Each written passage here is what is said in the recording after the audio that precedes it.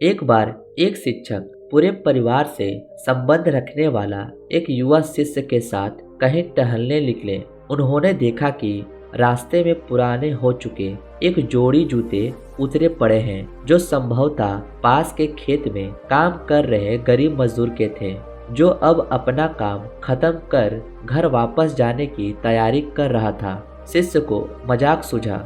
उसने शिक्षक से कहा, गुरुजी, क्यों न हम ये जूते कहीं छिपाकर झोपड़ियों के पीछे छिप जाएं। जब वो मजदूर इन्हें यहाँ नहीं पाकर घबराएगा तो बड़ा मजा आएगा। शिक्षक गंभीरता से बोले, किसी गरीब के साथ इस तरह का भद्दा मजाक करना ठीक नहीं है। क्यों न हम इन जूतों में कुछ सिक्के डाल दें और छिप कर देखें कि इसका मजदूर पर क्या प्रभाव पड़ता है। शिष्य ने ऐसा ही किया और दोनों पास की झोपड़ियों में छिप गए। मजदूर जल्द ही अपना काम खत्म कर जूतों की जगह पर आ गया। उसने जैसे ही एक पैर जूते में डाले, उसे किसी कठोर चीज का आभास हुआ। उसने जल्दी से जूते हाथ में लिए और देखा कि अंदर कुछ सिक्के पड़े थे। उसे बड़ा आश्चर्य हुआ और वो सिक्के हाथ में लेकर बड़े गौर से उन्हें पलट पलट कर देखने लगा। फिर उसने इधर उधर देखा, दूर दूर तक कोई नजर नहीं आया तो उसने सिक्के अपने जेब में डाल लिए।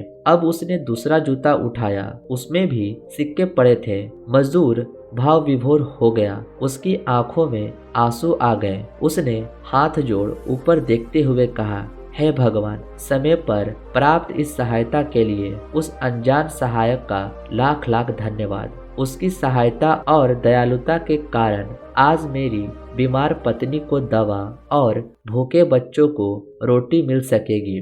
मजदूर की बात सुन शिष्य की आंखें भर आई।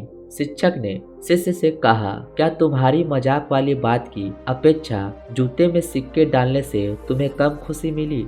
शिष्य बोला, आपने आज मुझे जो पाठ पढ़ाया है उसे मैं जीवन भर नहीं भूलूंगा। आज मैं उन शब्दों का मतलब समझ गया हूँ जिन्हें मैं पहले कभी नहीं समझ पाया था, कि लेने की अपेक्षा देना कहीं अधिक आनंददायी है। देने का आनंद असीम है, देना देवत्व है। दोस्तों, सचमुच देने से बढ़कर और कोई खुशी नहीं है। हमें इस कहानी से शिक्षा लेते हुए अपनी अपनी क्षमता के अनुसार जरूर कुछ न कुछ दान देना चाहिए और जरूरतमंदों की हर संभव मदद करनी चाहिए। उम्मीद करता हूँ दोस्तों आपको ये कहानी बहुत अच्छी लगी हो।